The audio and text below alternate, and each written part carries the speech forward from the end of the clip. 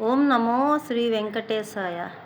మన కలియుగ దైవమైన శ్రీ వెంకటేశ్వర స్వామి గురించి మనందరికీ తెలిసినదే.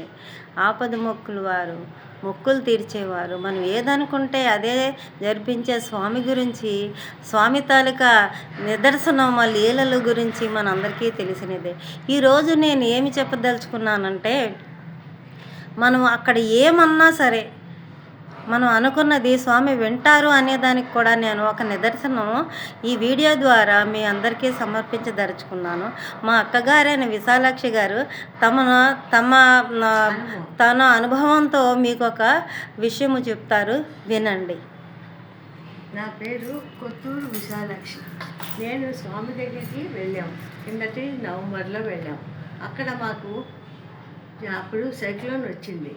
చాలా ఇబ్బంది కూడా పడ్డాం, రూమ్లు అవి దొరక్క. ఒకే రూమ్ దొరికింది. మేమందరం 6-7 వెళ్ళాము. వాళ్ళందరూ వెళ్ళి నందకం దగ్గర వెళ్ళి తలనీరాలు ఇచ్చారు. నన్ను కూడా రమ్మన్నారు. నేను రాను, మీరు వెళ్ళండి. అయినా నాకు నా బొడ మీద 3 వెంట్రుకలు కూడా లేవు, నేను ఏమిటి ఇస్తాను, నేను ఇవ్వలేను, నేను రాను అని కూడా చెప్పాను.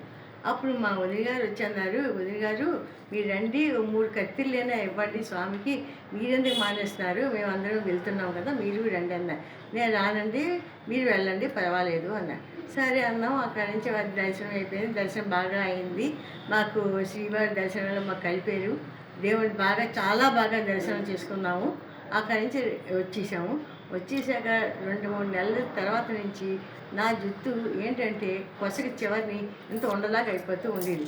నేను చిక్కు తీసుకోలేదు ఏమో అనుకుని ఆ జుట్టు తెంపేస్తూ అలా వచ్చిన బొండ అయిపోతున్నప్పుడల్లా తెంపడం, జుట్టు ఊడిపోతూ ఉండడం.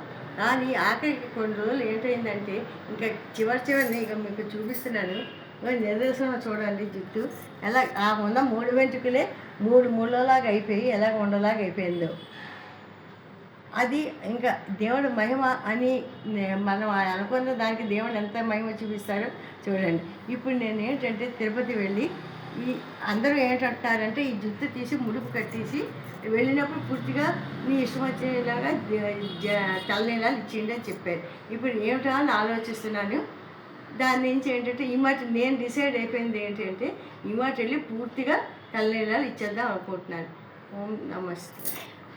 చూశారు కదా, మనం అన్నది స్వామి ఏ విధంగా విన్నారు, అక్కగారు అన్నది ఏ విధంగా స్వామి అక్కగారి చేత ఏ విధంగా చేయించారో చూసారా. మనం అనుకున్నది చేయలేమేమో, అది మన వల్ల కాదేమో అని అనుకున్నా సరే స్వామి మన చేత ఏ విధంగా చేయిస్తారో చూశారు కదా. ఓం నమో శ్రీ వెంకటేశ్వరాయ నమః.